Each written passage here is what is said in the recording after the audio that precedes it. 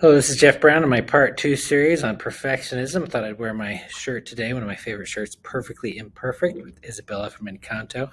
You should see my Perfection and Encanto video if you haven't already seen it.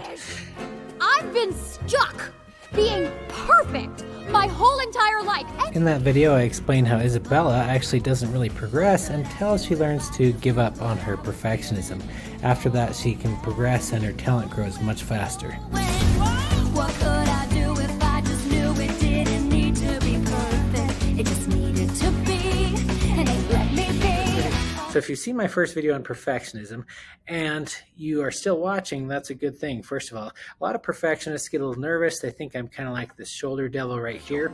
Don't listen to that guy. He's trying to lead you down the path of righteousness. I'm going to lead you down the path that rocks. Trying to lead them astray and trying to keep them from achieving. But coincidentally, the path that rocks is also the path of righteousness, because I'm going to teach you how to use your perfectionism to be able to achieve more. We fear change. Now, as a perfectionist, you're probably not very good at a few very crucial skills. I probably just gave you a few convulsions just saying that, right? But I want you to turn your perfectionism and your motivation on these skills, and it will help you to overcome some of the other problems that go along with perfectionism. Abre los ojos. Open your eyes. One of the first ones, as a perfectionist, you don't see yourself very clearly. In fact, your vision probably sucks really bad. Mr. Anderson thinks that everything inside of him is worthless and embarrassing. Isn't that right, Todd? Isn't that your worst fear? I think you're wrong. I think you have something inside of you that is worth a great deal. Why did you bring me here?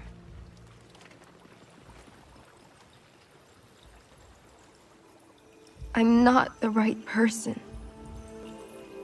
In this point, Moana's vision is very imperfect. She can only see her failures. She can only see that she failed, that she ran into constant troubles. It's not until after she's reminded by her grandmother all the things that she really needs to look at, and her vision becomes more perfect. She survived things, she explored things, she's gone further than anyone else has gone in many generations. It's not until she sees that she can realize that she can actually grow further. Who am I?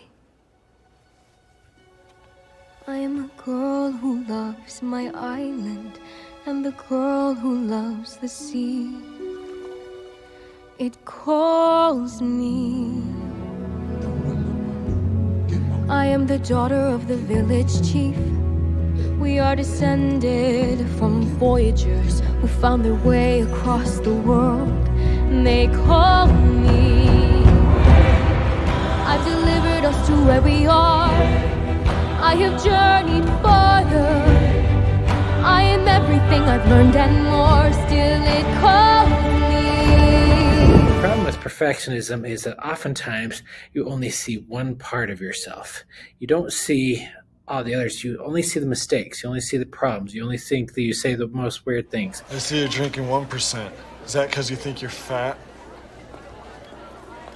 Because you're not. You could be drinking whole if you wanted to. I want you to use your desire to achieve, to try and achieve perfect patience. Because oftentimes perfectionism is a lack of patience, because you want to have the perfection right now. Looking at now, sir. Everything that happens now is happening now. What happened to then? We passed then. When? Just now. We're at now. Go back to then. When? Now. Now? Now. I can't. Why? We missed it. When? Just now. When will then be now? Soon. In Meet the Robinsons, Lewis is often very impatient with themselves every time he fails, and that causes him to want to give up every time he fails and stops his progress.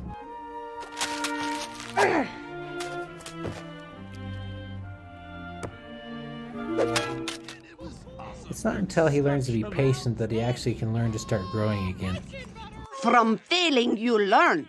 From success, not so much. If I gave up every time I failed, I never would have made the meatball cannon. Like my husband always says.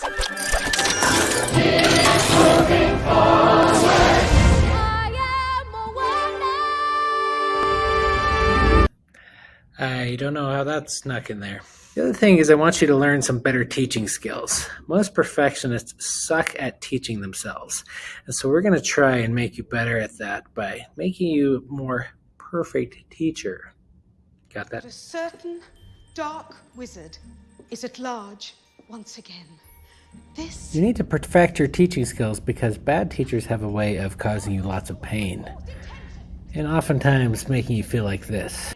Oh, man, turn it off! It's sucking my will to live! A good teacher uses influencer techniques like these with trust and unconditional love and can see things and learn how to help them to grow. How are you gonna change this into the Dragon Warrior?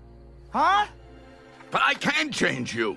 I can turn you into the Dragon Warrior, and I will. Excellent. Now give him action. Make him do something. His hands reach out and choke me. That's good. Wonderful, wonderful.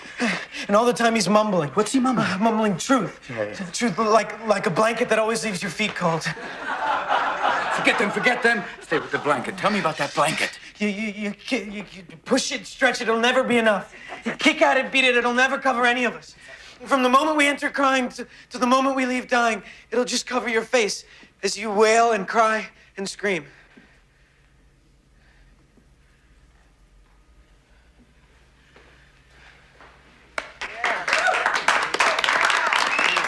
Don't you forget this. So overall, the world needs you to become more perfect in your vision of yourself, in your patience, in your teaching skills. It needs you to do these things more than it needs you to be perfect in any other goal that you have. They're counting on me. Probably not you specifically. I think it's a metaphor.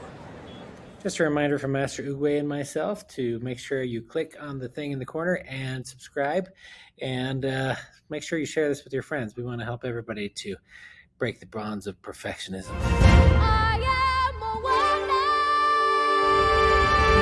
What the heck? There it is again. I think we're done now.